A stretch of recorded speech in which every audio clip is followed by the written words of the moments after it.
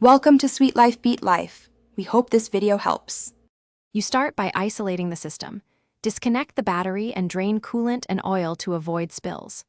Once done, remove the intake and exhaust manifolds so you can access the head and timing cover. Make sure to label hoses, wires, and connectors, and take clear photos of piston orientation and bolt patterns. Then unbolt the valve cover and timing components in sequence, keeping fasteners organized. This prevents mistakes later and explains why methodical labeling saves hours when you reassemble the engine. With access cleared, back off head bolts in the manufacturer's reverse torque sequence, loosening in stages to prevent warpage. Once bolts are free, lift the head straight up using a hoist or two people, supporting its weight to avoid twisting the block. If removing a wet or dry liner, use the correct liner puller and apply even force to avoid damaging the deck.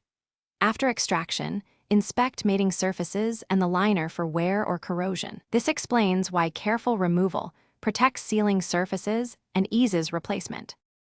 Finish by thoroughly cleaning all mating surfaces and measuring head and block for warpage with a straight edge and feeler gauge. This determines if machining is needed. Install new gaskets or liners if measurements exceed spec. Then torque head bolts in the correct sequence and stages to the specified values.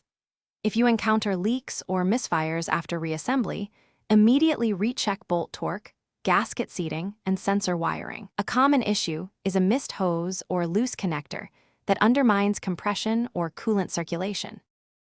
Thanks for watching. Consider subscribing if we helped you.